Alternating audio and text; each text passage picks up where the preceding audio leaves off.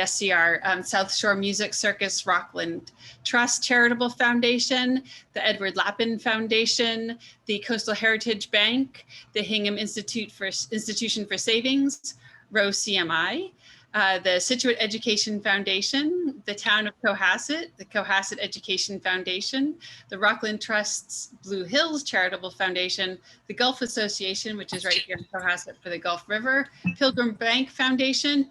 Esri, you're going to see what we've done with your products. Thank you for providing free mapping software. And the Marjot Foundation, which has funded our Eelgrass project this year. The best way I can think of to thank you all is to show you the result of your support in providing what we could call meaningful watershed educational experiences. That has now become an acronym because NOAA has called it MWE, and it couldn't be involved in the government without an acronym, so MWE or MWE. But meaningful watershed educational experiences is what we've been doing forever. So I'm just going to show you what the students have done with all your support, and I think you'll be quite proud. So here's a quick view of our agenda. CSCR is a nonprofit organization here in Cohasset, Massachusetts. And we have an emphasis on stream to sanctuary, which means that you'll see some presentations from specific areas in the watershed and in the ecosystem. And we're trying to get a broader view of things so that we understand the impacts that we have even on land as far as they impact the watershed and all the way out to such places as Stellwagen Bank, which is where is outlined there on the right-hand side of that slide. Stellwagen Bank, kind of famous for the whales because there's upwellings there, but there's an outpost of NOAA in Scituate called the NOAA National Marine Sanctuary of Stellwagen Bank, Stellwagen Bank National Marine Sanctuary. Sorry. So if you're a student, I want you to listen to the other presentations and try to remember and think about how your particular area of study is connected to the rest of the world and the rest of the ecosystem. So we're going to start off with varsity research in an effort to just keep this rolling along. We've got 3 presentations by our teams of varsity researchers that are a bit longer, and then a quick Q&A after that. And then we have lightning round presentations to see some of our other projects. We couldn't possibly give everybody all the time that they need. So we're going to do some quick ones too. And then a Q&A and a little bit about our spring and summer 2021 info. And then part of our style at CSCR, normally if we're in person, we have plenty of opportunity to stick around for casual conversation, networking. That's one of those professional skills, which is great. And we always have a great audience. So it's there's lots of good conversations. So even though we don't get to eat cookies together, you can still stick around at the end on the Zoom. Right. And if I can jump in, Susan, one of the things that we wanted to do with the screen showing Stellwagen Bank is to introduce Ben Haskell and ask Ben if he's there in the audience, if he could give us a couple of words about the sanctuary and the work that we're doing together. So Ben, are you there? I am, Jack. Can you hear me? Yep. Great. Yeah, thanks for having me. And I think my colleague Ann Smersina is on as well. And I'm the Deputy Superintendent of Stellwagen Bank Sanctuary that Susan just introduced you to, with the map in the upper right-hand corner there.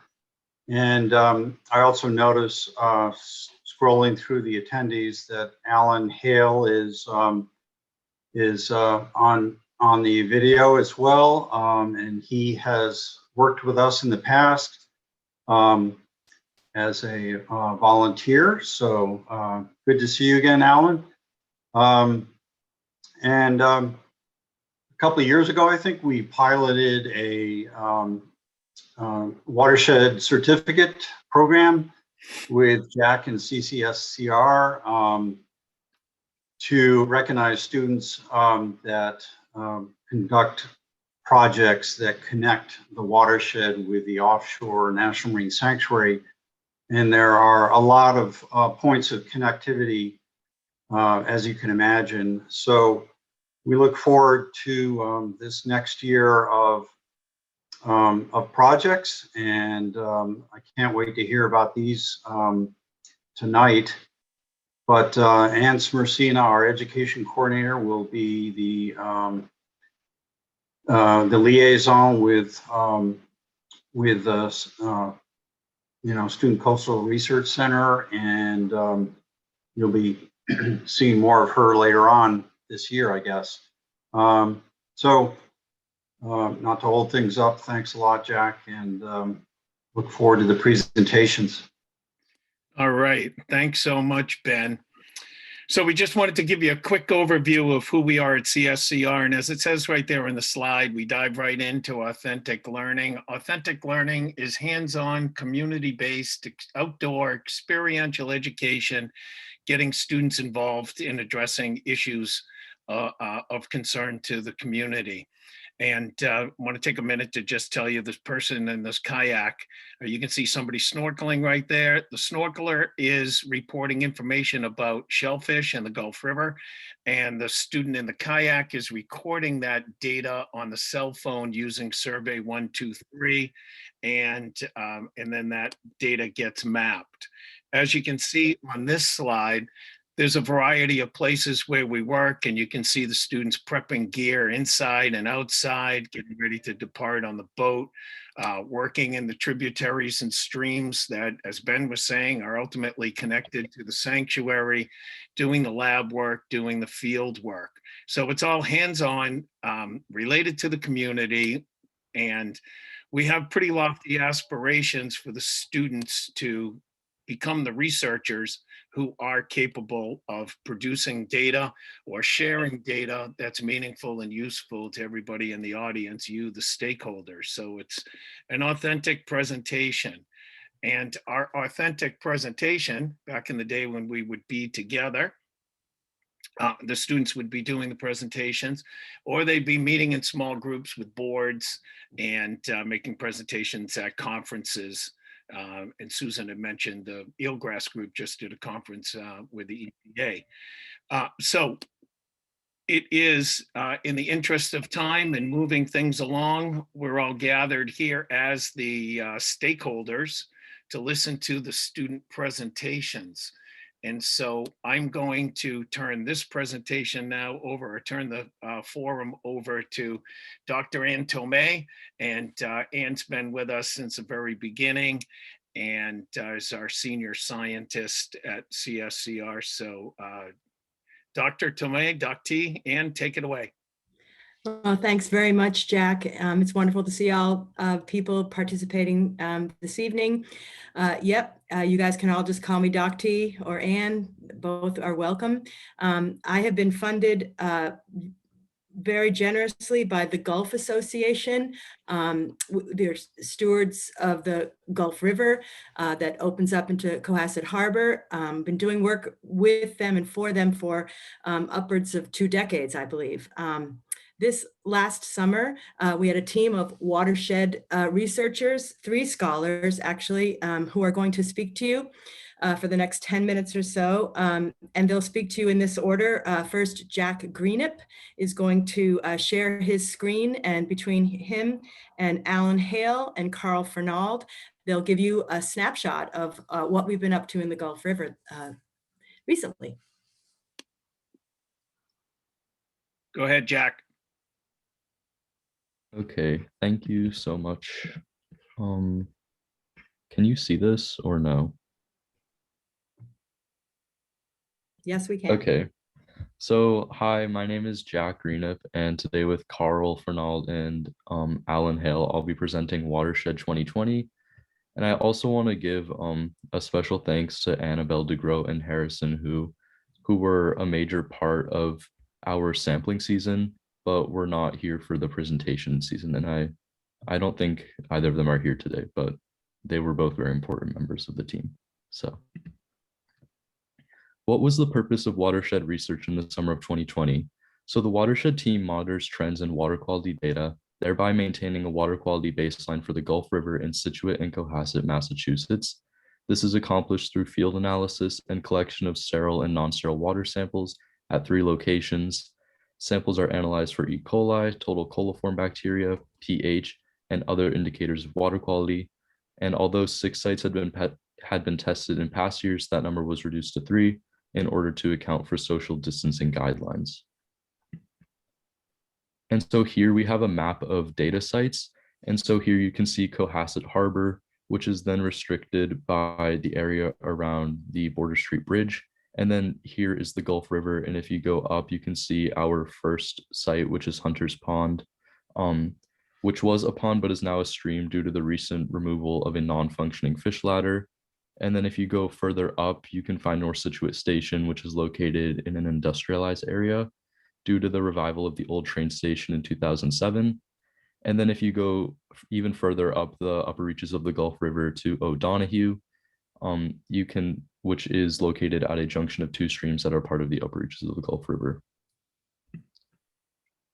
And so what exactly did we do this summer? We used handheld field monitors called YSIs to test the temperature, pH, salinity, conductivity, and dissolved oxygen levels of the water at each location. And students collected water samples and returned to the lab to run tests for bacteria, specifically E. coli and coliform, optical brighteners, nitrates, pH, and chlorophyll A. And so for the next 6 slides, Carl and Alan are going to be analyzing some of the data that we collected. And so here's a graph key for that for everyone to keep in mind. And HP, or Hunter's Pond, is represented by blue, North Scituate Station, or NSS, by red, and O'Donoghue, or OD, by gold. And just one last reminder that Hunter's Pond is closest to the Gulf River, North Scituate Station is further up, and O'Donoghue is the furthest up. And so now I'm going to hand it off to Carl to present some of our data. Thank you, Jack. Thank you for the introduction. So for each of these graphs, I'm first going to tell you what we're measuring, and then I'm going to tell you how the results are relevant to our data. So for the first graph, we have nitrates right here. So nitrates are a set of compounds called polyatomic ions that contain nitrogen and oxygen atoms. They're primarily found in fertilizers, and they're also the primary ingredient in human waste. So for this year, all nitrate results were well below 1 milligram per liter. And on average, North Scituate Station, the red bar, and O'Donoghue, the gold bar, showed similar values averaging over just 0.2 milligrams per liter. So Hunter's Pond nitrate values generally increase over the summer, averaging at about 0.3 milligrams per liters, just over on North Scituate Station and O'Donoghue's averages. And these values are encouraging compared to the higher numbers that we've seen previous years, indicating a decrease in total numbers of nitrates. All right, so next up we have optical brighteners. So optical brighteners are chemical compounds that absorb light and are most commonly found in laundry detergent. So 2020 was a slight improvement over 2019 data, with an average decrease of 900 raw fluorescence units from last year. So North Scituate Station revealed slightly elevated levels compared to the other 2 sites, which is similar results obtained in 2019. And explaining the dip in July 28th, the only rain event was 2 days before that on July 26th, so that's probably the reason why there was a dip, a noticeable dip in July 28th.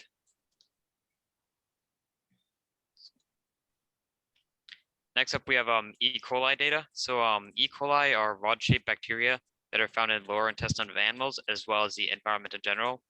And so for the most part, they are harmless, but certain strains can cause ill health. So the Massachusetts state standards set 126 colony forming units as a cutoff for swimming. And so for Hunter's Pond, the average is 141. For North Scituate Station, the average was 117. And for O'Donoghue, the average was 106, which means that Hunter's Pond was the only one not to qualify for Massachusetts standards. That's swimming standards, so pretty good. And when looking at the results for Class B water in Massachusetts, yeah, Hunter's Pond did not meet it. And Hunter's Pond and North Scituate Station generally trended downward over the summer with E. coli levels, with, as you can see, higher numbers in the beginning of the summer and lower numbers toward the end. But O'Donoghue, on the other hand, stayed elevated through the number, with numbers somewhat plateauing in August. And something interesting to note is that we noticed an inverse relation between E. coli and chlorophyll A, and we'll explore this further on the next slide. All right, so chlorophyll A is a green pigment found in chloroplast that is essential to photosynthesis, as it allows plants and algae to absorb energy through light.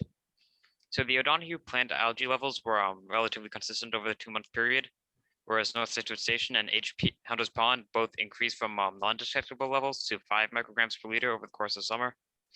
So compared with the last slide, it's interesting to note that E. coli values drop over the summer. The algal levels generally increase. There may not be enough data to fully support the claim, but we tend to keep investigating this as a possible relationship. So that's it for me. I'm going to be handing it off to Alan Hale, who will be presenting the next graphs. All right, thank you, Carl, and thank you, Jack. And just to be clear about what we mean by pH, so pH is a measurement of acidity or basicity of a water-based solution, and it's represented with values between 0 to 4. When you have a value of pH that is higher than 7, you have an acidic. When you have a pH value lower than 7, you have an acidic solution, and when you have a pH value higher than 7, you have a basic solution. And neither of these extremes are desirable when it comes to water quality, as 7 is a neutral value, and you want to be closer to that value in general. And in general, we see that pond water is more acidic, and salt water tends to be a bit more basic. And referring to our graph here, these averages for pH values were all within a relatively similar range. Hunter's Pond had a pH value over the summer of 6.50. North Scituate Station's value was 6.48, and O'Donoghue's value was 6.36. So all slightly acidic values there. Now, based on Class B water standards, which are set by the Massachusetts Surface Water Quality Standards and the EPA, you're supposed to have a pH that is in the range of 6.3 or 6.5 through 8.3 standard units. And this pH value cannot be more than 0.5 units outside of the natural background range. So based on this criteria, O'Donoghue does not meet the standards, and that was kind of the big takeaway we had from pH.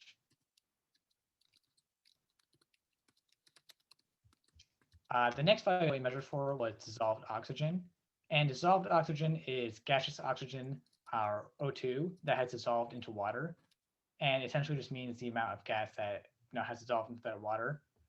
And ideally, you're going to find that your water is 100% saturated with O2, as aquatic organisms cannot survive when oxygen levels are too low. You want to have higher dissolved oxygen levels in order to support the aquatic environment.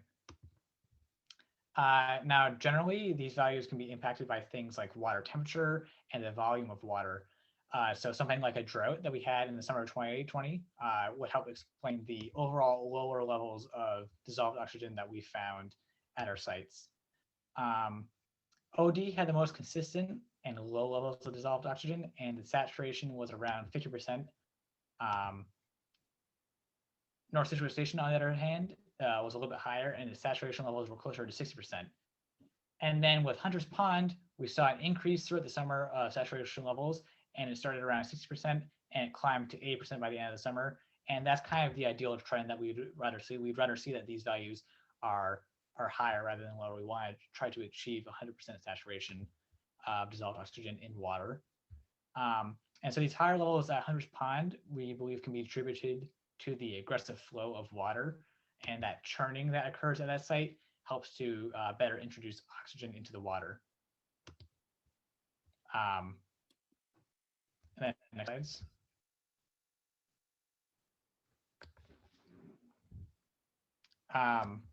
So just kind of with our future plans, we want to continue our baseline analysis of the upper reaches of the Gulf River sites to observe the effects of the removal of the fish ladder / dam that was at the Hunter's Pond site in the past, but is no longer there. And we also want to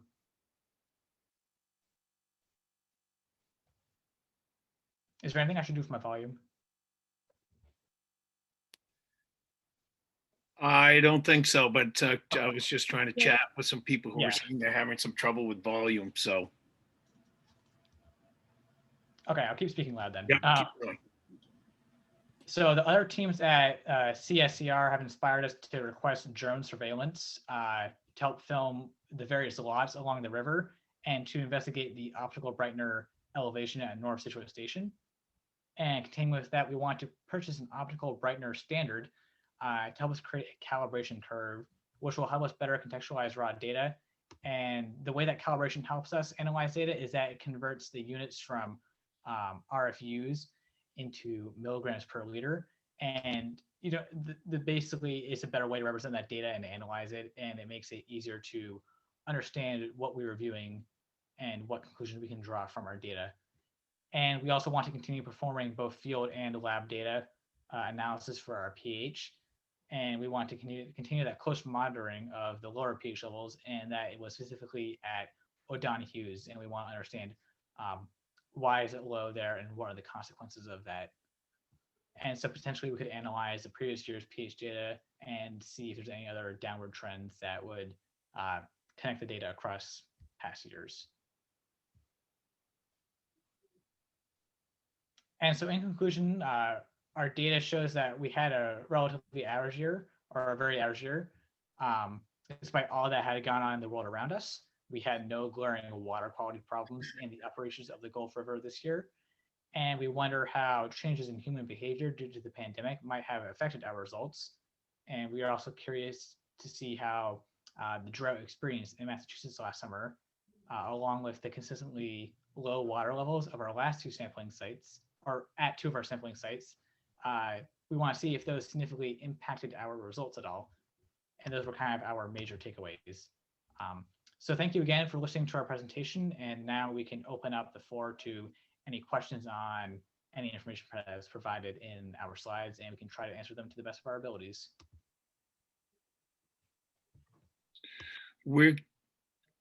That was awesome, Alan. And Jack, if you want to move out of screen sharing, we're going to invite people to put their questions in the chat so we can keep things going. We would love to do exactly what Alan said and open up the floor for questions. But we're going to try to keep things moving along.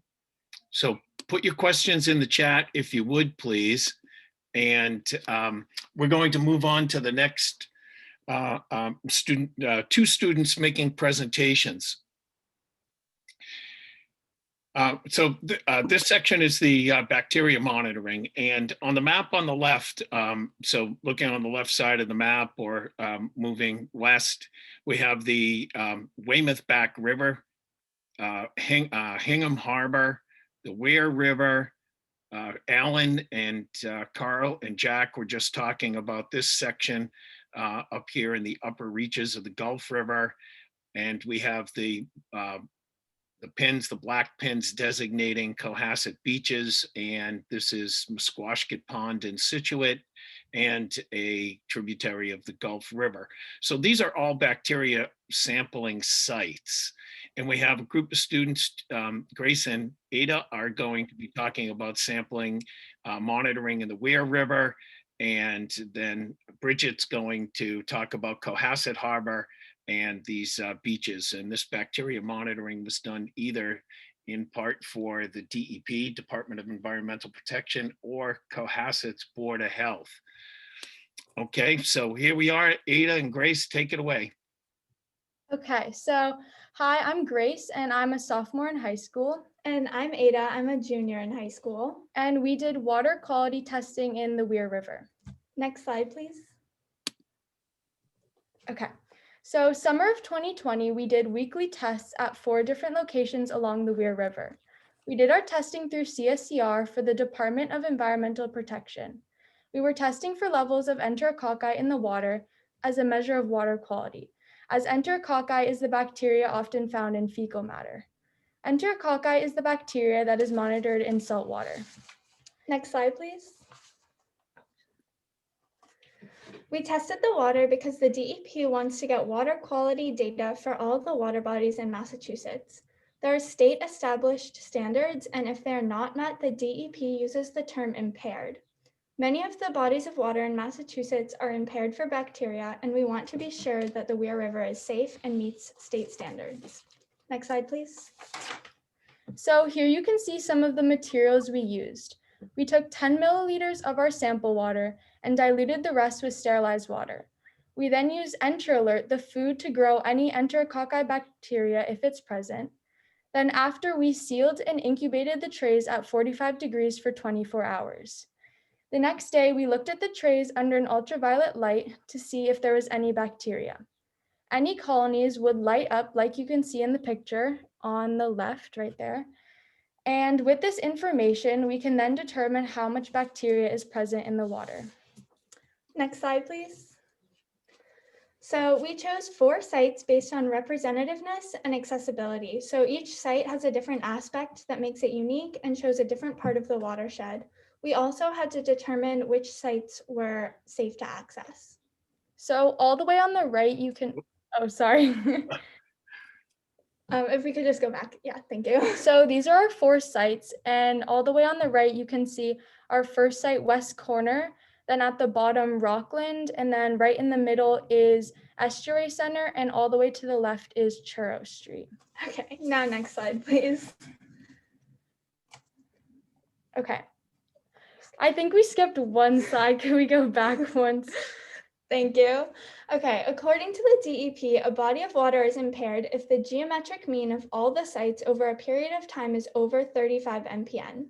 The geometric mean for our sites over the summer from June until September was 29.3 MPN, meaning overall the body of water was not impaired. Next slide, please.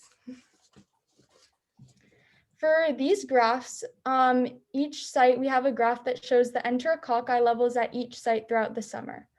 Our first site, West Corner, has a tide gate connected to Straits Pond, which is a saltwater pond. And the geometric mean for this site throughout the summer was 17.7 MPN. So overall, this site was not impaired. Next slide, please. Our next site was Rockland Street. Rockland is connected to Foundry Pond, which is a freshwater pond. It is the narrowest part of the river, and this site consistently had the highest levels of enterococci. The geometric mean for this site throughout the summer was 121.1 MPN. Next slide, please. Our third site, the Estuary Center, is the widest point in the river, and over the summer, the geometric mean was 26.5 MPN. Next slide, please. Finally, Churro Street is closest to the bay and is flushed with salt water at high tide, and it is at the mouth of the river. This site consistently had the lowest levels of enterococci, and the geometric mean was 13.8 MPN. And we noticed abnormal levels on July 24th for 3 out of the 4 sites, and we have attributed this to heavy rain and low tide, which were both recorded on this date. Next slide, please. So from the beginning of the summer to the end, we got more efficient as we got more comfortable in the lab, and we gained a better understanding of the influence of factors that affect the bacteria levels in the water.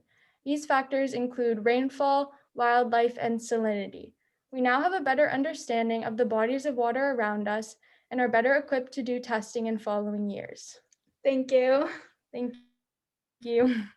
Awesome, Grace. Awesome, Ada. Thanks so much. And so we're just going to continue right through with some more bacteria reporting. And this presentation by Bridget focuses on Cohasset Harbor, that you can see beautiful aerial photography right there. Go ahead, Bridget. Hi, as Mr. Buckley said, I am Bridget DeGroat, and I just wanted to say thank you to everyone who helped collect samples, which was Kira, Colleen, Eleanor, and Montana, and they did a great job helping me with this, so thank you to them. Next slide, please. So what do? We conduct bacteria monitoring and chemical analysis of Cohasset Harbor and swimming beaches. We then deliver quality assured weekly bacteria counts of Cohasset public beaches to the Cohasset Board of Health and to the Massachusetts Department of Environmental Protection. We also conduct statistical analysis of our data, including statistical comparison of CSCR data to a professional lab with whom we split samples with. Next slide, please. So as you can see, the points on the map is where we take water samples to bring back to the lab to test for bacteria. So we have Rocky Beach, Sandy Cove, Treats Pond, and Bassings Beach. Next slide, please. So we classified the waters for Cohasset Harbor and Cohasset Beaches, which is Class SA. And the water quality standards, these waters shall be suitable for shellfish harvesting, which that is probably one of the biggest differences between Class SA and Class SB. These waters are designated as an excellent habitat for fish, other aquatic life, and wildlife, including for their reproduction, migration, growth, and other critical functions. For Class A, normally we will have a DO, which is dissolved oxygen, greater than 6 milligrams per liter, a temperature less than 26.7 degrees Celsius, a pH between 6.5 and 8.5, and the entry alert for the geomean must be less than 35, and then for single samples, less than 104. Next slide, please.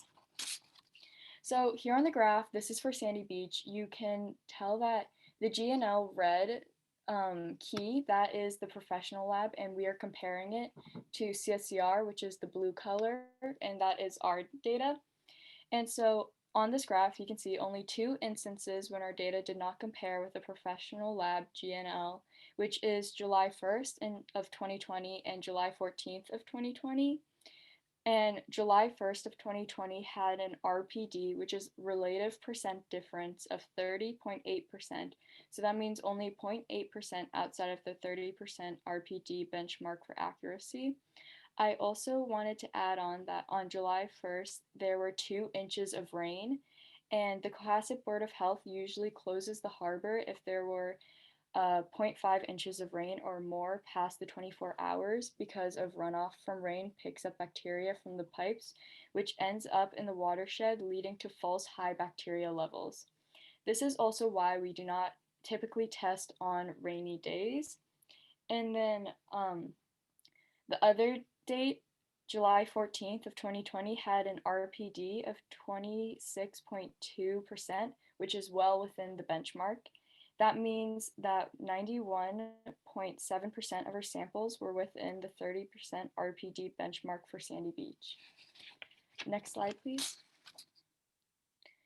The next place that we took water samples was at Rocky Beach, and we also compared CSCR data with the GNL lab. And then similar to the previous slide, there are only 2 instances where there appears to be a significant gap in our data compared to the GNL. These dates are July 28th and August 19th. However, for July 28th, the RPD is only 10.1%, well within the 30% RPD benchmark for accuracy.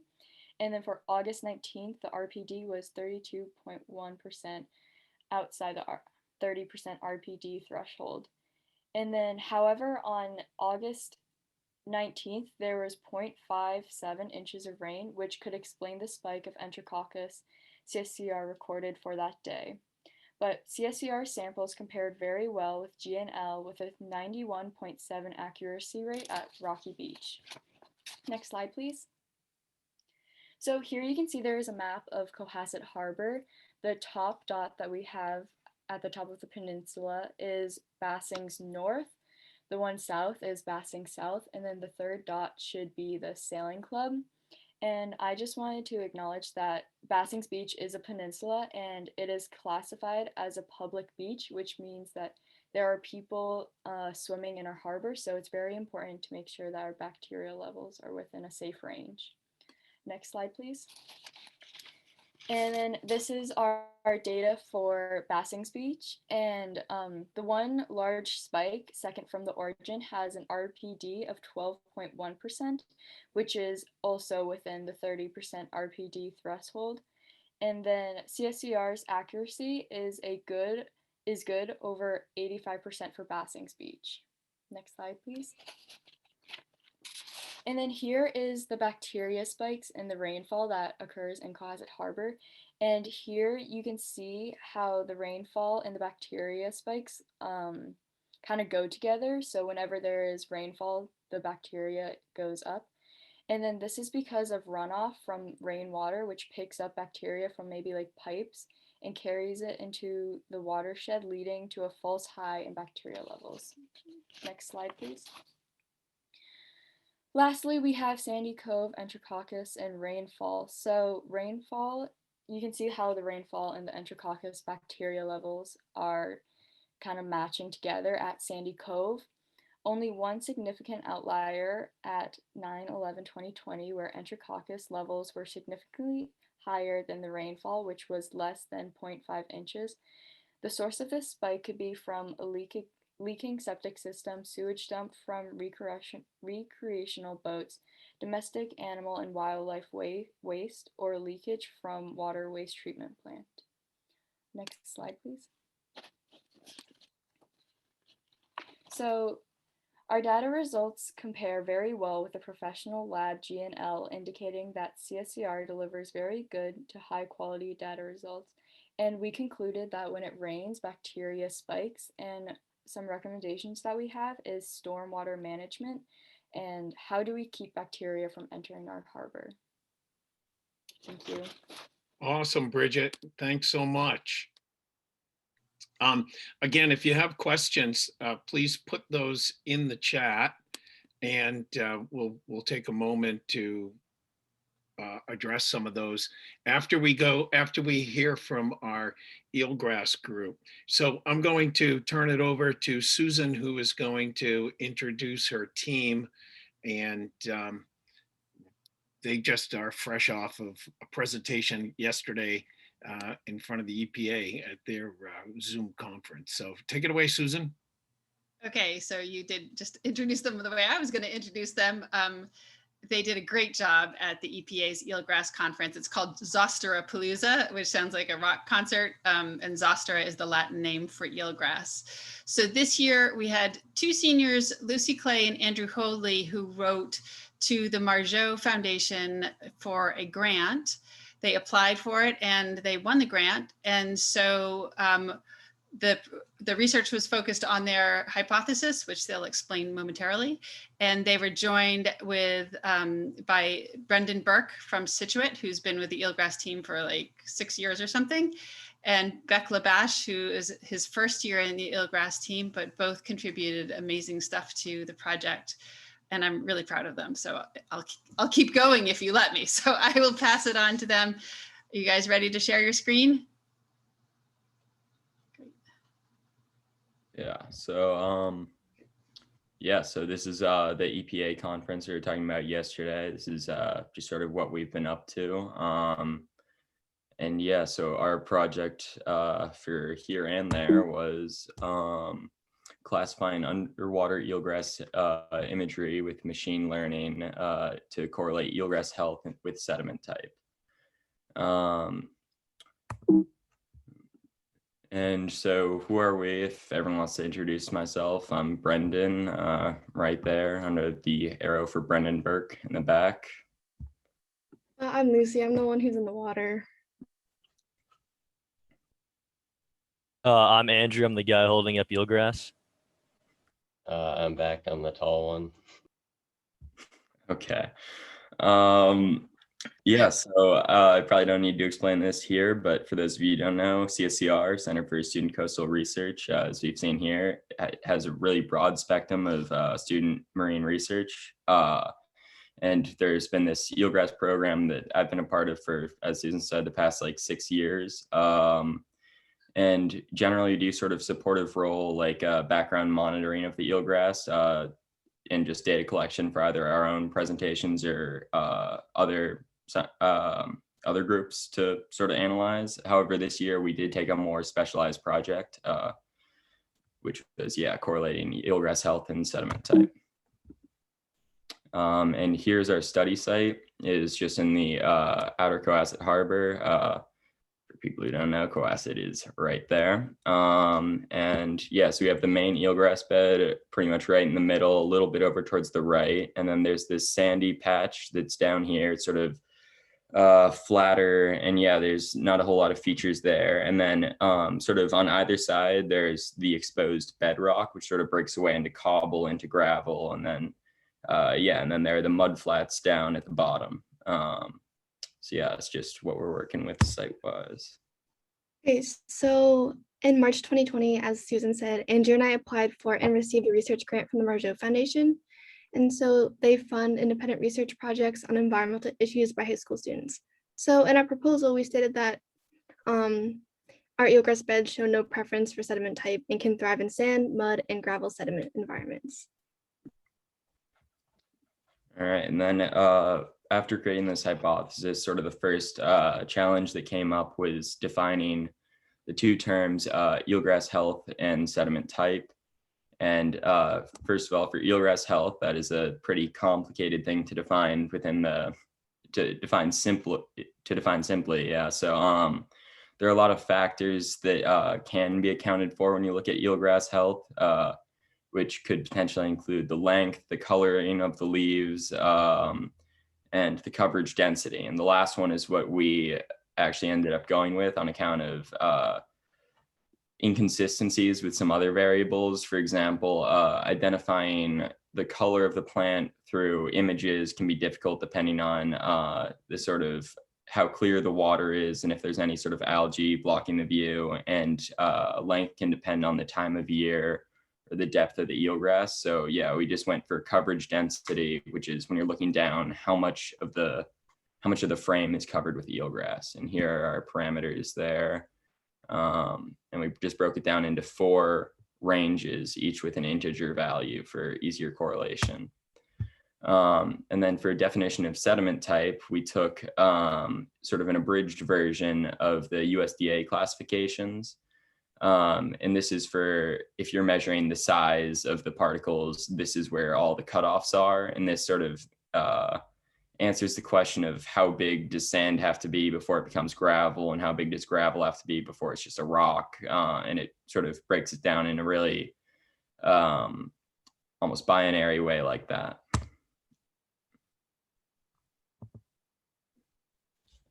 Okay, so I was a sediment sampler for the group. So that basically means that I'm out swimming taking samples. So I usually use any spare jars or plastic containers that we have on hand to put the sediment in. And I was only able to collect samples in the more shallow areas I could reach because sometimes the water was too deep. And also in the water, I usually just observe, like I read back my observations to the group and they can put it in their notebooks or in survey 123, which we'll explain later. And another tool we use for identifying the bottom type, just really quickly, is this pretty archaic tool known as a lead line or depth finder. It's just a heavy lead weight at the end of this rope that you can drop into the water, mark where the rope is sort of sticking out of the water, then measure from there to the bottom to get the depth. And there's a little hole in the bottom you can see that's meant to be filled with tallow. And that's so it will pick up whatever's on the bottom and you can get a sense of what's below you. And for our research, we used Philadelphia cream cheese as our tallow substitute, I guess. And yeah, so this was really just a quick way to get some general sense of the bottom type. However, there were some limitations in terms of the size of the particles it could pick up. As you can see in this picture down here, that's pretty much the max limit for what it can pick up there. Anything much larger than that will just be left on the bottom and we won't really get that included. And also when you drop into thicker beds of eelgrass, it can just get caught in the leaves and never really make contact with the ground. So same problem there. And we did make heavy use of cameras, specifically GoPros, throughout for getting ideas of the sediment type and percent coverage. And we used a couple different configurations to do this. The first one was the quadrat configuration, which you can see here. It's a 1/4 square meter PVC structure, I guess, that has the GoPro mounted to the side. And this could give really interesting views down below the surface of the eelgrass and often the sediment type. However, the angle, it was shooting at sort of a horizontal angle to the eelgrass, and that made it pretty difficult to determine coverage density, which is meant to be defined as like looking down on it, how much of your frame is covered. So yeah, there's some challenges there. And also the quadrat wouldn't always land flat, so it was a bit inconsistent in if it would even show the sediment type. So we had to explore some other options. And what we came up with was the downward facing arrangement, which is the GoPro attached to the end of this 2.5 meter long wooden pole you see right here. And it's facing away from the person holding it. And yeah, so we use this just as a really quick way to stick it under the water and get a really quick view of the sediment type and coverage density. And this is really helpful for deeper sites or sites where there is really poor conditions and you really couldn't see under the water. So yeah, that was really helpful, and we ended up using that a lot, especially later on as the project evolved. And then another idea that we had for camera orientation was the upward facing, which is the same as downward facing camera, but flipped around. The idea behind that was to use some image recognition software so that we would have the contrast of the sky in the background, and then you'd be able to see the shoots of the eelgrass, as you can see there, and then detect either how much of the screen is coverage or just do a simple presence, non-presence survey to just get a sense of that, of whether or not there's eelgrass there. However, there are some problems with the image quality because when you're sticking the camera down into the shoots, the leaves can obscure the lens and just lead to a really blurry, confusing picture that would probably give false results if more of the screen were covered, but it's really just one big leaf. So yeah, we ended up sticking mostly with the downward facing camera. And here is a video Susan just included of footage from the quadrat. July 15th, 2020. Yes, overall, site 28. First site of the day, quadrat. Yeah, I didn't start mine until.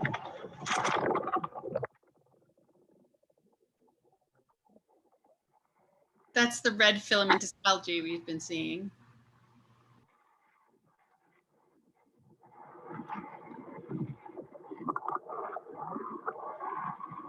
And if you look carefully, you'll be able to see a crab in the eelgrass.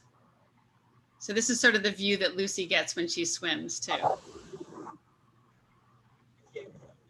Yeah, and I think that video also outlines some of the issues seen as it fell like upside down and sort of into the eelgrass bed rather than giving a full view of it in its entirety. So yeah. All right, so this is the Democratic Quadrat seen on the left and the right. It's another one of our genius inventions where we use it by placing it in the study site and looking at it through a look bucket to individually decide what the coverage density and sediment type is. Once we all decide what we think the site should be classified as, we would then vote, and whatever gets voted on gets entered into survey 123. Okay, so when we're out in the field conducting our research, we use this app, Survey 123, and it's an ArcGIS app, and it acts as somewhere to store and input our observations and data. So like, as you can see, eelgrass coverage density and bottom type. And so we were able to take, so data collected through Survey 123 was not numerical, except for the coverage density. And it needed to be reclassified and reformatted in order to be able to run correlations with other statistical analyses.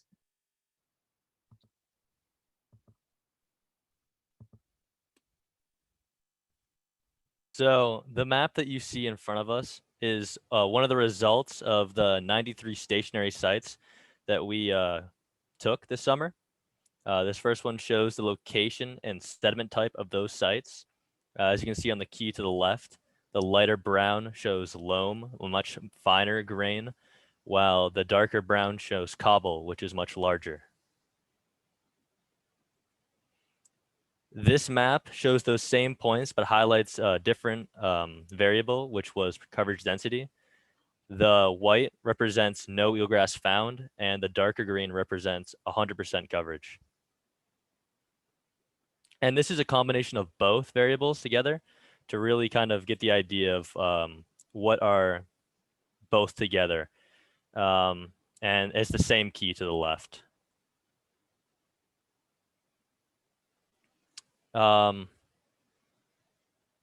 So this is a result of those maps back there. This is called an interpolation map, where the computer fills in parts of the map based off of the data that you have. So as you can see, we didn't survey that complete area, it just took random points from within, and it says that a majority of it is 1 to 25%, which is more towards the middle, as you can see by the key. And the parts more by the atom residency has higher percent coverage, like 75 to 100. This is an interpolation map of the sediment type. As you can see, the lighter white color is much finer, like loam, while the darker is cobble. And it's an interpolation filling in what from the data that we got through Survey 123. This is the real answer that we were looking for with our project from the stationary sites, at least, where it's basically saying that with the number that's the arrow's pointing at, that the correlation coefficient between eelgrass health and sediment type is negative 0.095. And if you don't understand correlation coefficients, the range is from 1 to -1, and the closer to 0 the coefficient is, the weaker the correlation is. So the correlation of negative 0.095 shows a weak correlation, which is what we said in our hypothesis. Thanks, Andrew. So now I'm going to be talking about the second major set of procedures that we use to answer our research question. So in this method, we collect relevant data while moving across transects of a grid, rather than stopping and anchoring at stationary sites. While moving, we collect video footage with a downward-facing GoPro on a stick. And because GoPro GPS is inaccurate while underwater, we collect GPS data using a quick capture application. So what do we do with these two raw data streams to create something useful? Taking a track file and a video file as input, we use our Python geotagging algorithm to zip the two files together and generate a data set of JPEG images that are associated with latitude, longitude, and also timestamp metadata. And this is example output from the geotagging algorithm. As you can see, each GPS point is associated with a picture at the bottom at that location. And this effectively makes each frame a study site, because you can see you have information on the bottom type and the percent coverage. And so this is 1 minute and 30 seconds of video, and there are 36 frames or sites here, and that's already 1/3 of the stationary sites that we collected. And so with this large amount of data, we decided that it would be unreasonable to classify it all manually. So what we did was we classified a chunk of it and then taught a computer to classify the rest of it for us. So we used Pigeon and Jupyter Notebook to create a annotation workflow where we all sit around a computer, look at images, and then click what we see. And next slide.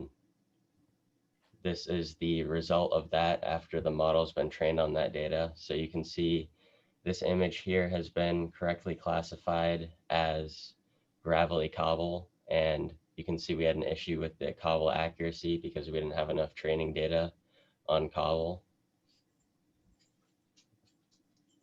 And this is the percent coverage model. This image has been, it's 100% confident that it's 75 to 100% coverage here. And so what do we do with this data set of classified images?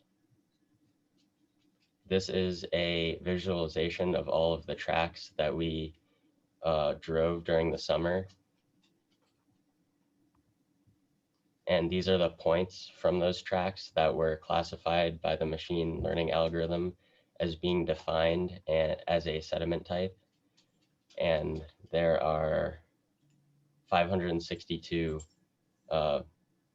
bottom type defined points here. This is the interpolation of those points. As you can see at the edges, the particle size tends to get larger, while in the center, there's more sand and sandy gravel.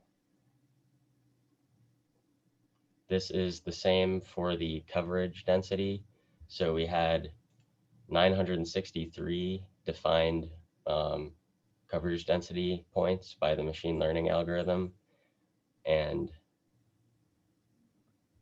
this is the interpolation of those points. There's a small meadow off to the left, and there's very high detail off to the right because that's where we did most of our sites. These are 546 points that are eligible for correlation, because at these points, there is a value for percent coverage and bottom type. And so this is the correlation matrix from those 546 points. As you can see, it's a little bit larger than the result from the tracks. It's a little bit stronger, or the result from the stationary sites, but it still maintains our conclusion that there's a weak negative correlation between percent coverage and bottom type. Okay, so this summer we were really lucky to have the opportunity to try a lot of different procedures. And so another procedure that we used was using Kenway pingers, and they're just little GPSs and they're really easy to use. So as you can see, there's a button on there. And so whenever you're over eelgrass, you just turn it on and just click whenever you see eelgrass. And so if you click whenever you see eelgrass, it's basically marking it for presence. And then this is great because then we can pull those points into ArcGIS, and then you can create maps like that. And so that map on ArcGIS is just showing presence. So that's another procedure that we use this summer. So we also experimented with eelgrass photogrammetry with the help of Bill Gallagher from the MIT Sea Grant. We used a Parrot Anafi drone to capture over the water images of eelgrass and generate this ortho photo here.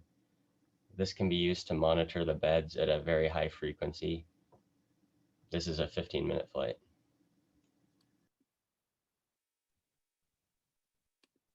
So initially, when we were just doing stationary sites, I was taking sediment samples, and then at the time, our thought was that we could dry out the sediment samples in an oven and find the percent biomass and compare that to eelgrass health or coverage density, but we didn't end up using those samples for our final analysis. So they're honestly just still in that same spot in our fridge, but we'll consider using this oven drying method for future projects. So we hope that future CSCR students are able to build upon our methods that we developed this summer, and we hope that the eelgrass community is able to utilize our methods for their research too.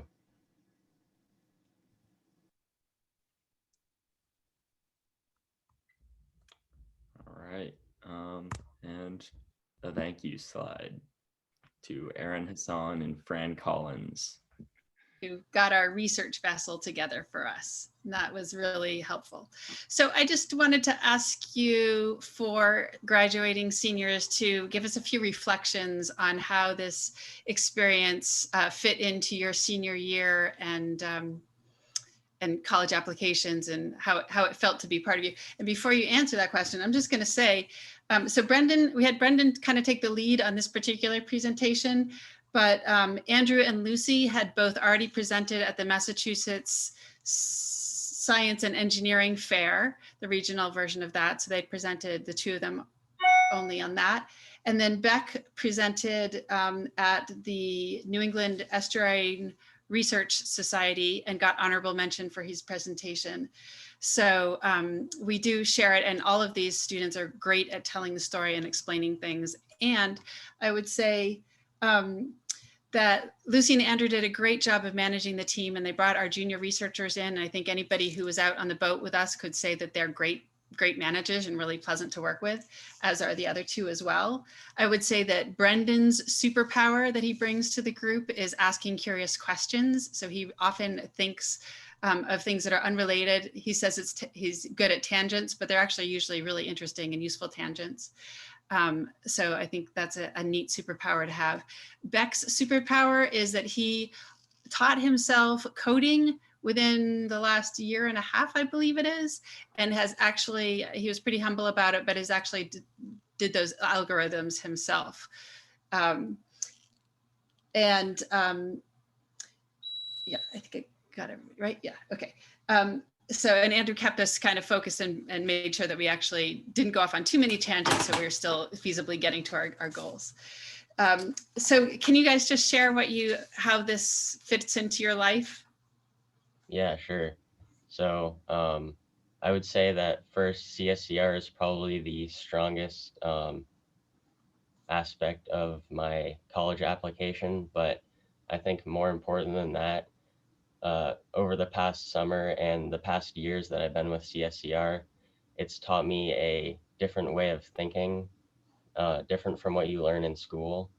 And it can be applied back into school to get better grades, but you can also do a lot bigger things with the way of thinking that you learn at CSCR. I completely agree with Beck in that CSCR taught me a lot about like collaboration, and I feel like what Mr. Buckley said was completely true about how it's completely hands-on and it's a very collaborative environment. And I definitely learned a lot about leadership and solving difficult problems. So just breaking it down into simple things. And I also think that CSCR, specifically Eelgrass, was a huge part of my college application. And I think it honestly got me into college. So can't thank everyone enough for that. Yeah, I think that there's the problem solving aspect of it, which was huge because I guess as shown by our constantly changing methodology, we had lots of things work, or we tried a lot of things that didn't always work exactly as we intended or thought that they would. So we had to really adapt and make sure that we were using anything we could to get the results that we needed or the data that we needed. And yeah, as everyone is saying, big help on college applications. Also, probably one of the better financial decisions I've made, given that like I've won a scholarship for writing about this. And yeah, so a good way to save money if you want to look at it that way.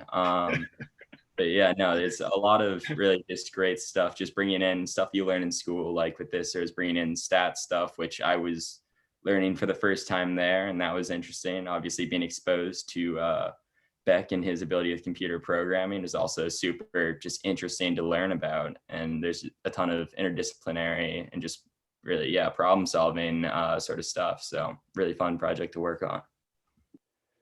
Thanks. And Andrew's bowed out because he's leading another meeting right now. But a shout out to Mrs. Humphrey, who got these students all started in stats and obviously did it with enough enthusiasm to get them to do this all. It's so great. And I also wanted to mention to everybody that the Marjot Foundation is open for this year's applications to be submitted for if you are a 9th through 12th grade student and you want to do a research experiment, you can submit to the Marjot Foundation. And I believe we might even have a representative from the Marjot Foundation who might be able to talk with you after the when we get to that hangout and chat business. Okay, now we must move on because I've obviously taken up too much time to the quick Q&As and a shout out to stakeholders. Everybody in this audience is a stakeholder And by being part of our authentic audience, you really make these presentations meaningful to the students. So please do continue to ask questions. We might need to scoot right into the lightning rounds, do you think? Yeah. Yeah. Yeah. Okay. I'll let you take that all on. Yeah. All right. That was awesome. Thank you, Susan. And thanks, students, for those insights, for sharing your experiences with us. We certainly appreciate everything that you were just saying. So just trying to get my bearings. Sorry about that. So we're going to continue with a few more presentations. We've got some really interesting projects that are all GIS based. I just had to pause for a moment and take a quick survey there.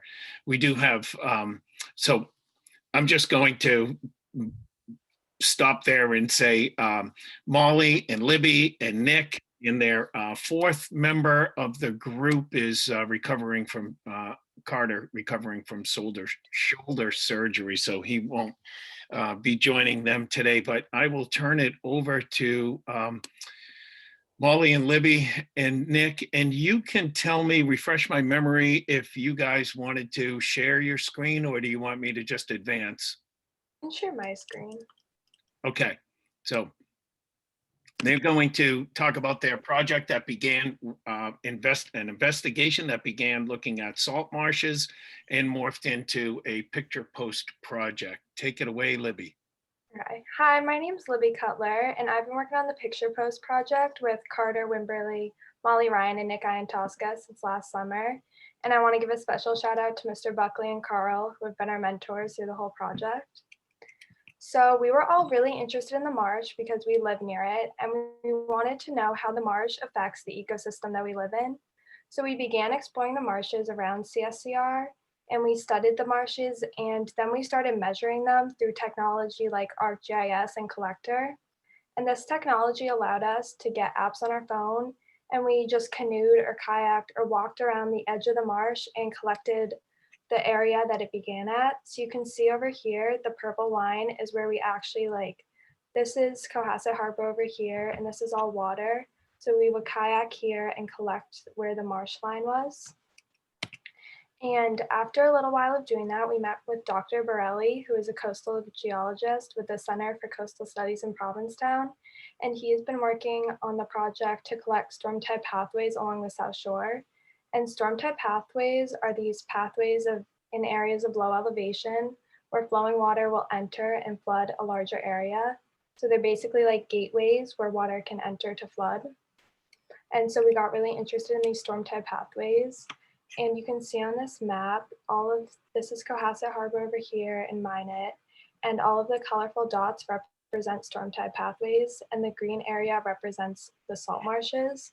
So we noticed an importance between the salt marshes and the storm-type pathways because the marshes are the sponge of the ocean.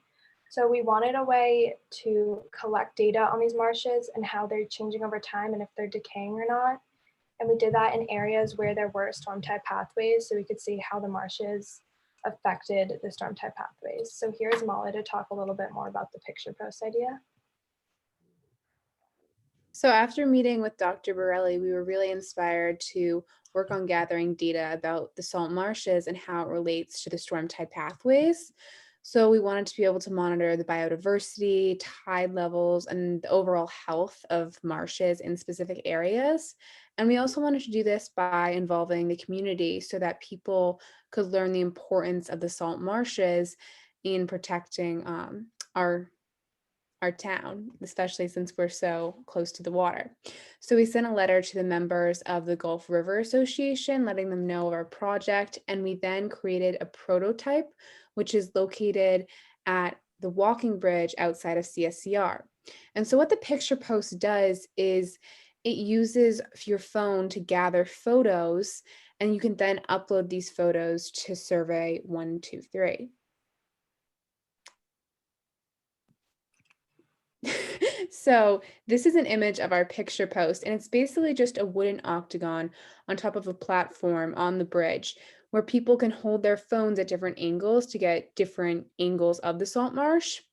So this is the poster that we have outside of the picture post, and it just has a QR code that goes to the survey 123 where people can answer questions about the health of the marsh and the biodiversity and upload pictures. And we had labeled the specific angles at which they should take the photos. So Nick is going to talk about the data that we gained from this survey. So this is one of the angles on our picture post. We've selected these few images to display how we will take all these photos and examine the marsh and monitor the tides over time while accounting for the weather, time, and seasonal changes that occur. Along with these images, we provide the survey participants a place to fill out questions about the marsh, and the data from the questions show us if the marsh is biodiverse, if there are any man-made structures impeding the marsh, and if the marsh is slumping or falling apart. This helps us determine whether the marsh is growing or reducing into the shore. Next slide.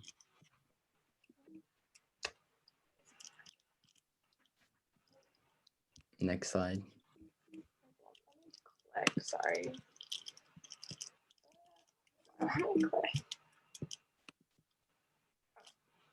Our short-term plan for the Picture Post project is to analyze our data and make a plan for the summer of 2021.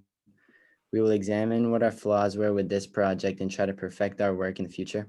Long-term, we are planning to distribute our data to Mark Borelli and his team for further examination and approval. We will later try to find new locations for the Picture Post, and then once we gather data from multiple sources, we will find a way to act on our data and work to help the marshes. Our goal is to hopefully engage the community and create awareness around the salt marshes. Please, if you have any questions, drop them in the chat. That was awesome, Libby and Molly and Nick. Thanks so much. The one thing I want to just throw in one comment that strikes me, Brendan in the Eelgrass group was talking about how many times they changed their methodology, and Nick and Molly and Libby know that they went through that same set of iterations, settling on what they were going to do with their project. And I definitely know that you guys need to get together with Beck and figure out how you're going to apply some of what they were doing with the underwater photos with the salt marsh photos. So we got a lot of synergy there that we can tap into. Nick has a lot more, or the group rather, has some more data that they had collected through Survey 123. So in the interest of time, let's continue on. And Noah is now going to talk about how he used some GIS technology in helping to map out tide lines. So I'm going to go back to the slide screen share and work We my want way. Noah to share his screen. I think Noah said that he was going to have me do it. Is that correct, Noah? That is right. But I'm going to introduce Noah because he's awesome, but I'll try not to be as long as I was before. So Noah's superpower is really looking at data in a very critical way. So he's got very good skills in this. Noah McDowall, he's a 9th grader this year at Cohasset High School. Thank you, Susan. This is my project on Tidelines on Bassin's Beach Island. Next slide, please. The low tide in reference to Bassin's Beach Island, as you can observe from the map, is on what we call the flats, which is a flat, expansive area off of Bassin's Beach Island. The high tides in reference to Bassin's Beach Island is adjacent to a line of vegetation as well as an embankment on the shore. Up upon this map, the red lines denote measured low tides, the green high tides, and the yellow mean tides. Next slide, please. In this graphic, the colors denote which one of the high tides were the farthest from the shore and closest to the shore. The red denotes farthest, the yellow mean between the two, and the green closest to the beach or shore. Next slide, please. The map utilizes the same methodology as the first, just applied to low tides, as you can see as well. Next slide, please. My methodology for accruing this data was relatively straightforward. I utilized both the Canway GPS pingers and the Gaia softener while walking along the tides with 1 foot in the water and 1 foot out of the water. There are, however, some limitations to this data. Most prominently, the fact that As we proceeded along the tideline, it naturally came in more than it was initially. Next slide, please. What are unique findings I derived from these expeditions? It was observed that the low tides on average can be seen to have a greater variability in distance from the shoreline in contrast to high tides. As shown by the two given graphics, low tides show greater variability from each other and the shore than high tides. Next slide, please. The information which I have accrued can inform us about various things about Basingstone's Beach Island. Most prominently, it can provide an up-to-date metric of the intertidal zone. In my given observations, the maximum distance between a low tide and the high tide is 590 meters. The minimum intertidal zone or distance between the two is 370 meters. Having this up-to-date information on the tidelines and intertidal zone is a requisite also for demonstrating sea level rise and how it is affecting Cohasset. Thank you. Great job, Noah. Thanks so much. And again, all of that data was made possible, or these images made possible through ArcGIS Online. So and the Institute of Education Foundation. Yes, thank you. Mason, Mercedes, Wes, are you all with us? And is what's the order again? Refresh our memory. I believe Wes was going first. Yeah, I'm fine going first. Okay. And are you going to be sharing your screen? Yeah, I was able to find my Awesome. So Wes, let me just do a quick introduction with Wes, Mercedes, and Mason. They were all in a course that we taught this. Susan and I were teaching a GIS course at Cohasset High School after school. And Wes and Mercedes and Mason really enjoyed it, did a great job in the class, and created these projects that they're going to share with you. I will tell everybody still with us, Wes was emailing me in a panic saying that he lost some of his files and didn't have access. So I think he figured out how to do this presentation, and go ahead, Wes. All right, thank you for the introduction, Mr. Buckley. So I focused my main project on climate change and where different citizens of Cohasset have experienced it. Thanks to the application I used, Survey 123, I was able to collect this data in sort of like in a manageable way. The quiz I gave had a variety of questions, although I chose to only show a few in this presentation. So the first question on my quiz was, have you experienced climate change? And this was among the citizens of Cohasset. And a lot of people said yes. Out of the 116 responses I got, I had 99 people say yes and only 17 people say no. Another question was, where in the world have you experienced climate change? And I'm not sure if it's here, but the data I collected was really interesting because it represented over 13 different countries, and they were all travels of Cohasset citizens out of country, and or not out of country, but every different location dotted was where someone had experienced climate change. So it was really interesting to see what people in Cohasset had experienced based on their travels around the world. And like I said, 99 people said yes to experiencing climate change, which meant there were 99 different places on the map where people experienced climate change, and it was all over the world. My goal for this was to get 100 responses, and I ended up surpassing that with 116 responses, which was really, really good for me. And I think an interesting fact about this presentation is that around 85% of the quiz takers have experienced climate change, which is an overwhelming majority. It shows how widespread climate change is, and with the data I collected showing people's travels to 13 different countries, in most accounts seeing climate change despite the completely different locations. The information could be useful to spread awareness on climate change in the community and can present data on important climate change decision-making within the town. Unfortunately, due to the technical errors I experienced, I could not present my dashboard, which is really unfortunate because it really presented all my data in a super visual, appeasing way instead of me just showing you the results of my quiz. So I'm really sorry for that. And I did have to cut my presentation short as well, just because I couldn't show my main thing, but I hope that this was generalized enough for you to understand. So that's pretty much it.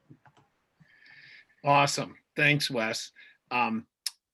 Mercedes is going to show her dashboard. And so if you're not familiar, I mean, lots of us are now familiar with the term dashboard and things appearing in dashboard form, but for everybody who knows GIS and Esri's dashboard, Wes had an awesome one, shared it with me. We tested to make sure it was publicly accessible. He was going to put it in the chat, and we will work on figuring out what that problem was and send it back out to you in a follow-up email.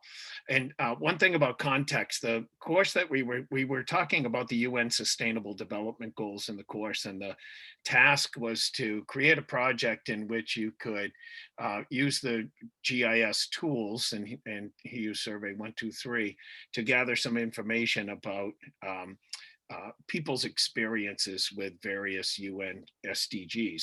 And so Mercedes has the same concept, different application, or the same context rather, with the UN SDGs, United Nations Sustainable Development Goals, as does Mason. So here we go, Mercedes, you're up. Hi, I'm Mercedes. I'm a sophomore at Cohasset High School, and I'm going to share my screen with you. Bear with me, I'm very bad at this.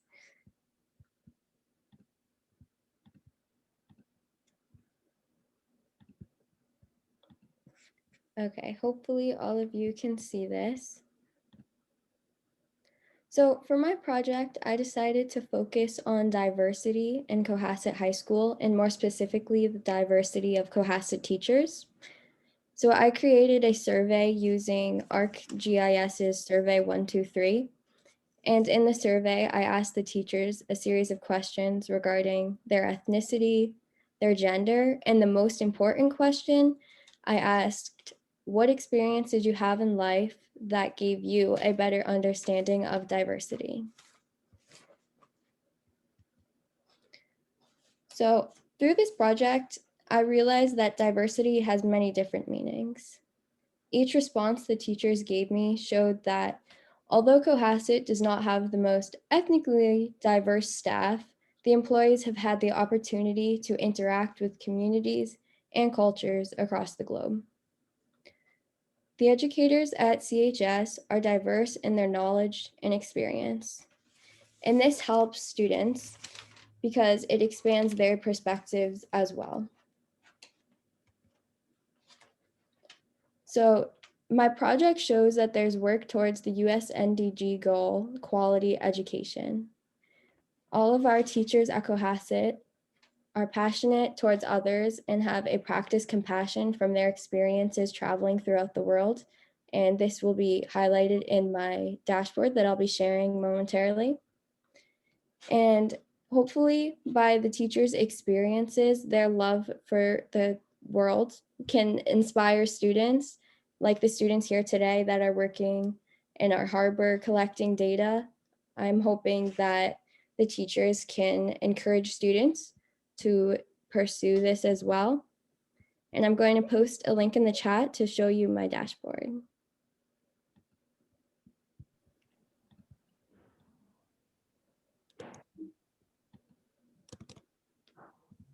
I'll also share my screen so I can show you how to use it.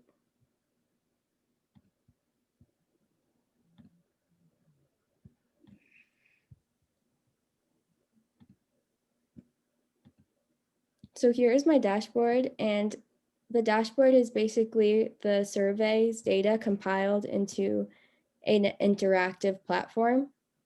So in this pie chart, you can see the ethnicities of all of the teachers. And if you hover over a specific sector, it will tell you the data. There was only 40 responses submitted. I was hoping to get more, but this is all I could get from the teachers. And if you click a star on the map, it will pop up their response. And you can also scroll through the responses in this box. Is that a picture, Mercedes, or is that just an image, or is that your actual dashboard? Oh, my bad. I think it stopped. It says sharing is paused. Okay. I'm All trying right. to resume the show. And, but you did put it in the chat? Yes. Great. And so then that is publicly accessible to anybody who wants to play around with the dashboard, see how that works. Really creative. And would love to, I'd love to talk much more about that, but we're already at 7:28 and we've got a couple other things on the agenda. So we're going to cruise right along, see if we can't bring this to a beautiful conclusion pretty soon. And so we'll just take it away, Mason. Hi, my name is Mason Joyce, and I'm a freshman at Cohasset High School. This fall, with the help of Mr. Buckley and Miss Bryant, I was able to create a quick capture feature layer, which I hope will raise awareness about the United Nations Sustainable Development Goals within Cohasset. I'm going to share my screen so you can see what I'm talking about. So the Sustainable Development Goals, or UNSDGs, are a set of 17 goals developed by the United Nations that are thought to be able to, and I quote, build a better and more sustainable future for all. These goals are set to be accomplished globally by 2030, but in order for this to happen, communities on every level need to be involved in tracking and fixing these concerns within their area. This is where my feature layer, the Cohasset UNSDG Watch, can help. This feature layer allows anyone within our organization with the Quick Capture app on their phone to download this feature layer and add points to it. There are 8 categories under which the user can add their points, each of which correlating with one or more of the UNSDGs and represented by one of these little icons. We have beautiful scenery, litter, new developments and or land loss, pedestrian and or bike-ground friendly roads, public open spaces and or trails, stormwater, water bodies such as rivers, ponds, or streams, and wildlife. So basically, when a user comes across a spot in Cohasset that they feel falls under one of these categories, they can take out their phones, open up the Quick Capture app, snap a pic of the site, and their information goes directly into this Cohasset UNSDG Watch map as a point. On this map, I can see who added the point, where they added it, what time they added it at, and the image that they provided. Here are some examples of some pins myself and Mr. Buckley took on this feature layer already. Here we have some litter Mr. Buckley saw was littering the side of the road.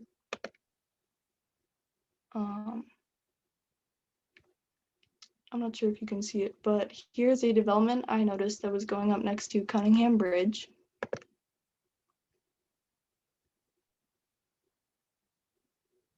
A brook I noticed while I was walking near Little Harbor.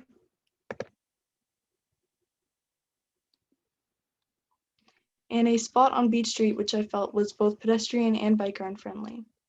I built this feature layer in hopes that if it gained popularity, it would help raise awareness of the impact the UNSDGs have on our community, as well as involve people in pinpointing both the positive and problematic areas of Cohasset.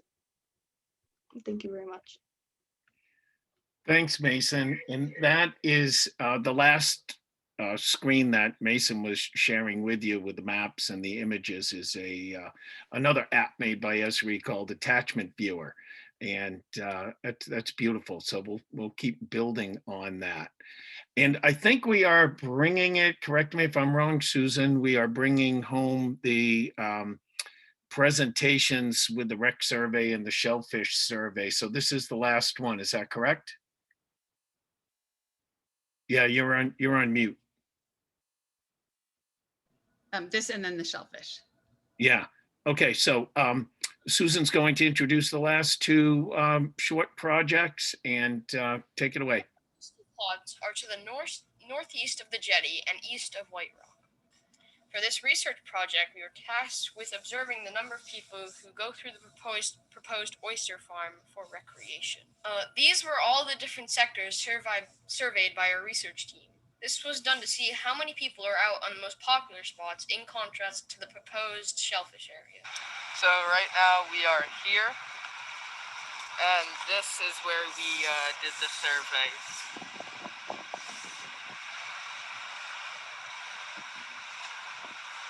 So we went out to right outside the harbor near the jetty, and we checked to see how many people were there, like just on the boats having fun. Okay, so where are most people today? Most people who were swimming and walking, they were either on the jetty, bassings, but mostly right here on the extreme low tide flats. And that's mainly where they're swimming, kayaking, canoeing, just having a party.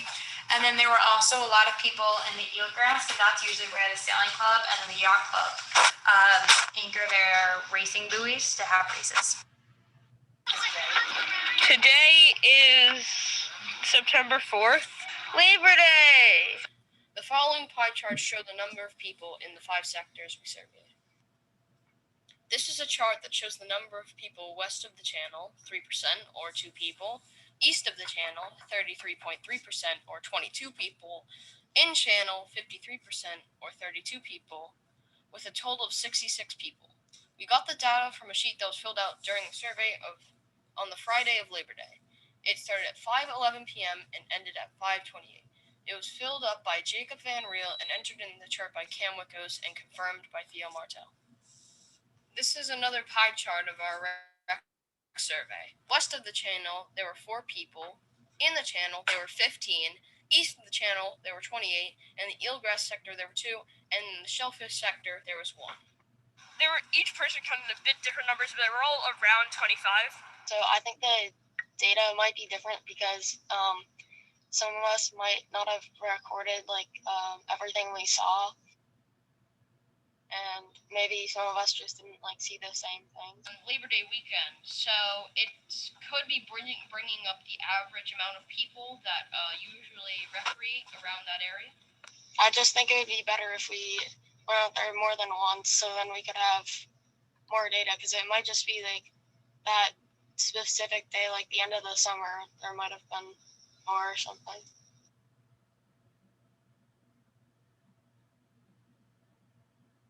Thank you to the supporters of the Center for Student Coastal Research, Scituate Education Foundation, Gardner Bryan for IT contributions, and the Broderick, Rowland, Hassan, and Collins family for providing our research vessels.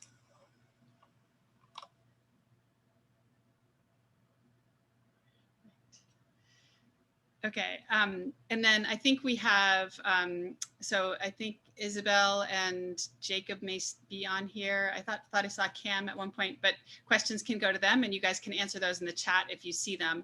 I'm going to jump quickly to a really brief image of our Shellfish project, trying to be mindful of the fact that we're already going over the time, as we probably knew we were going to. We tried not to, but. So the Shellfish survey originated in 2016 in just the Gulf River, and that is the Border Street Bridge and the Gulf River. So that's an old picture. And then this is today's picture where this red line is probably one of Noel McDowell's lines that he walked. And then Max Fernald, Rosie Harrison, and the Asante twins contributed a layer of the ArcGIS. So this is sort of our final picture at this time, but there are a lot of layers that we did, and I'll show you the actual ArcGIS map, I believe. Yes, and just this one. So our methods were using the Survey 123 as the other projects have been doing, but then we also used the Canway pingers to do tracks because we liked that technique that we came up with for the presence of eelgrass. So we used the Canway pingers, and one person would have, in one hand, they would be pinging oysters. In the other hand, they would be pinging blue mussels, both of which are on the surface. And then we had a fabulous technique for middle schoolers where we had one person stomping through the flats, trying to make the clams that are buried under the ground spurt. And then if the person behind them saw a clam spurt, they would ping it as a spurter clam. So spurter clams would be any clam that lives in the mud, so not blue mussels and not oysters, but surf clams, which sometimes are on the top also, but surf clams, steamers, and razor clams. So I believe, so, okay, yeah, I'll just leave that kind of quickly. So there's our yellow dots are the spurters, the blue is the blue mussels, the purple was Rosie's layer of quahogs, and Max Fernald got together the layer on the razor clams, which are red, and the blue mussels. So that's a very brief thing about the shellfish survey that we've done so far. And we have a lot of data still to sort through that, and we can certainly go forward with that in the coming summer. And I just wanted to give a quick mention to our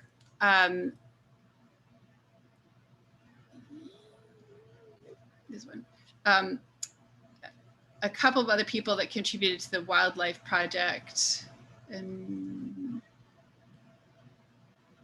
which is, all right, so there's just an example of our, oh, are you not seeing the slide?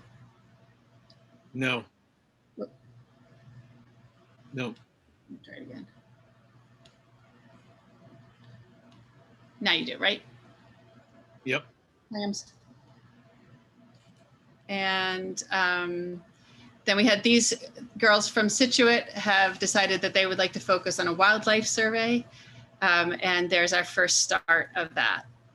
Okay. And that is all that I have for now. Well, that was pretty thrilling top to bottom, an incredible amount of variety. And certainly we thank everybody who's still on our Zoom with us at this hour of 7:40. We were hoping we're almost a full 30 minutes over what we forecasted, and we were trying to be respectful of everybody's time and have things wrapped up by about 7:15.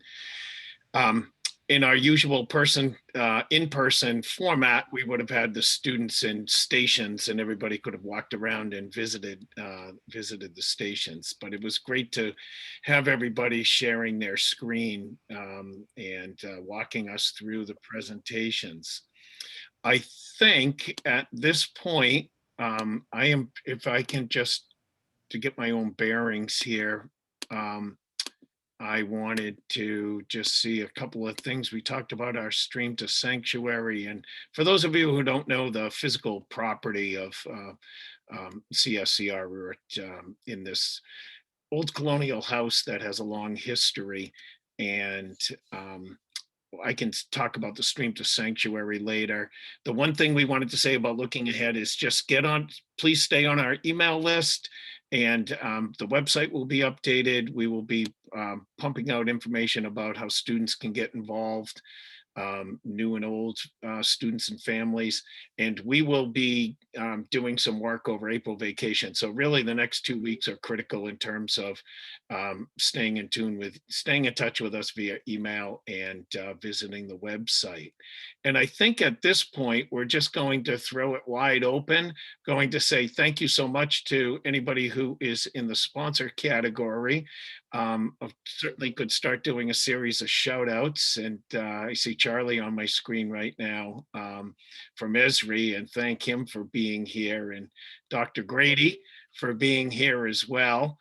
Sarah is one of our greatest friends at CSCR and resident scientist to whom we turn frequently for answers to the many questions that we have. So I could go on and shout out some college friends as well, but I will just say thank you to all of you.